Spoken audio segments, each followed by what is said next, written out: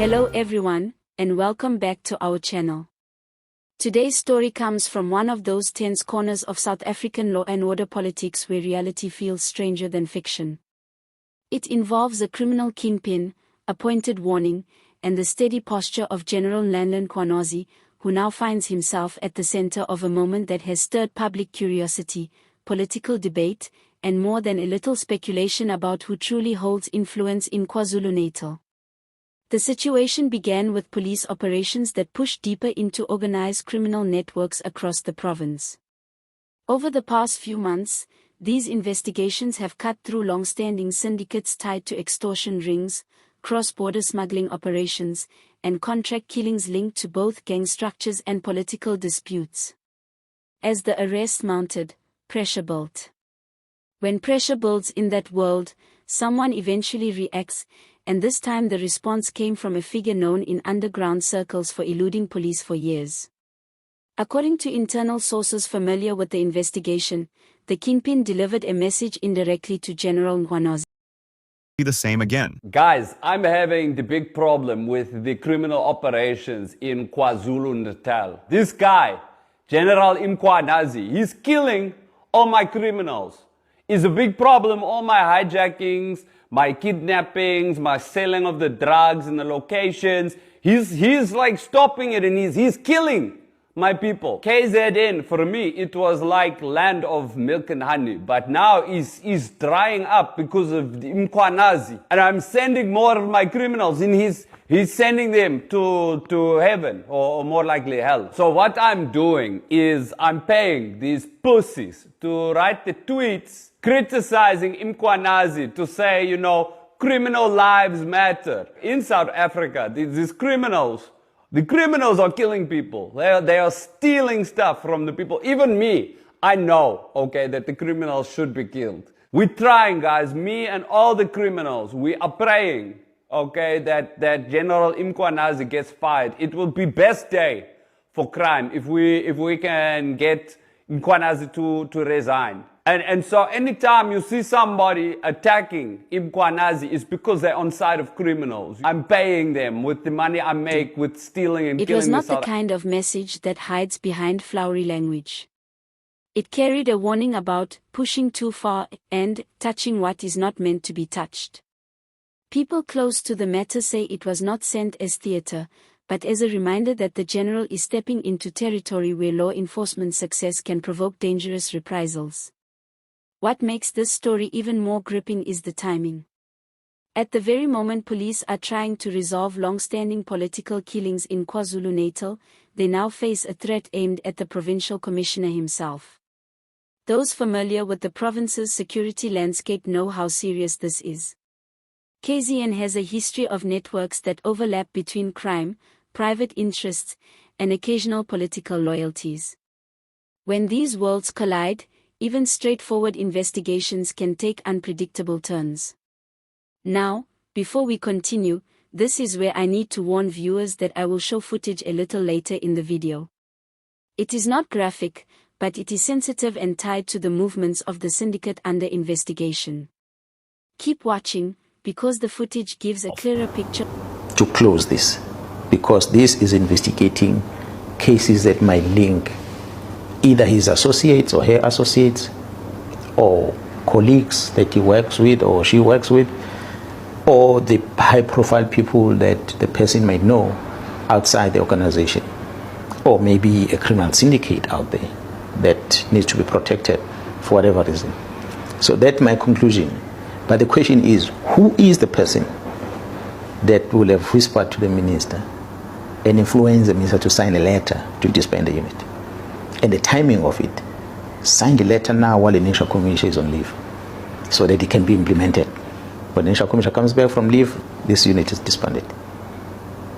Those are the things that were question marks. So when I was talking against that. I said, there shouldn't be someone from the head office who's now going to try and influence the minister to destroy investigations that are happening against crime, which means as the team is investigating, they are not only dealing with what they see before them. If suddenly you see a letter like this that says the very same team that is busy must be dissolved, disbanded. Someone is fighting this team indirectly by using the authority of the executive to get rid of them, so that they don't do anything further. So it is that what I was fighting for, and I'm still fighting for it. So if that puts a target on my back, it's a tough thing, because the very same members that are investigating, they've got a target on their back for sure, because they are doing the investigations. So I cannot then sit back when my members are working and don't want to be part of that risk that they are involved with. I must be able to understand what risk they have and be able to divert that risk away from them so they can focus on their work. If that risk must come to me, of why the police leadership is refusing to back down. Back to the story. General Nkwanazi is known for his calm style. He rarely raises his voice and does not chase the spotlight. When he pushes an operation, it usually means the evidence is solid and the targets are high priority. People inside SAPS say he is not the type to be rattled by a warning from a criminal, no matter how influential that criminal might be. One officer described him as the kind of man who keeps marching even when the wind is against him. At the same time, there is a quiet understanding that threats of this nature are not just an attempt to intimidate a single official. They are a message to the entire policing structure, especially younger detectives who sometimes fear that taking on syndicates could invite retaliation beyond the workplace. That is what makes this case so important. If police leadership shows resilience, the message is reversed. It tells criminals that intimidation will not change the course of investigations. The backdrop here also includes the wider national debate about policing reforms, anti-corruption measures, and the renewed push to stabilize provinces where political killings have gone unresolved for years. KZN in particular has gained a reputation for being a place where ambitions, territory, and underground networks mix in ways that are difficult to untangle. Every time police move against one faction, another one reacts, often loudly. Now, here is where the story becomes even more intriguing. Some believe the Kingpin's warning came because police are getting closer to uncovering links between his organization and certain business structures used as fronts. Others suspect the threat was more emotional than strategic, coming from a man who realizes his power is slipping. But a small number of observers argue that this might be a deliberate ploy meant to pull attention away from another investigation happening in the background. Whether that is true or not, the result is the same: the province is watching the next steps with interest. Let me now show you the short footage. It captures a convoy linked to the same network the police have been tracking.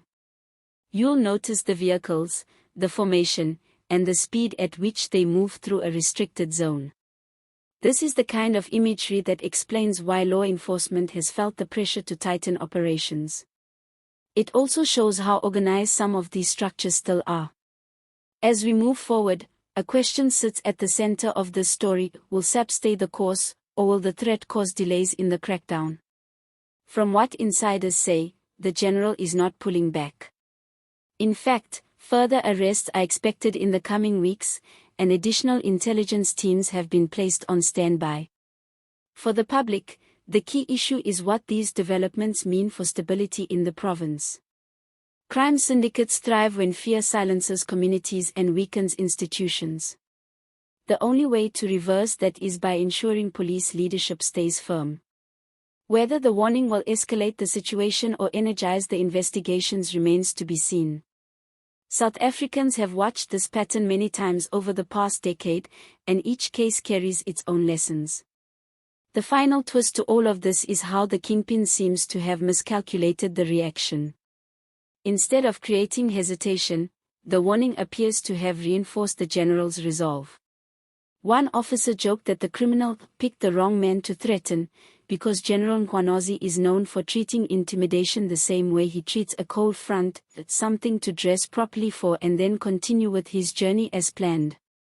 It is a small moment of humor in a tense environment, but it reflects the attitude among senior officers. As always, the next few weeks will tell us more. If the police intensify their operations, we may see even deeper cracks in the criminal network. If the network retaliates, we could see a new phase of conflict between organized crime and state authority. Either way, this is a story worth watching closely. Thank you for joining us today.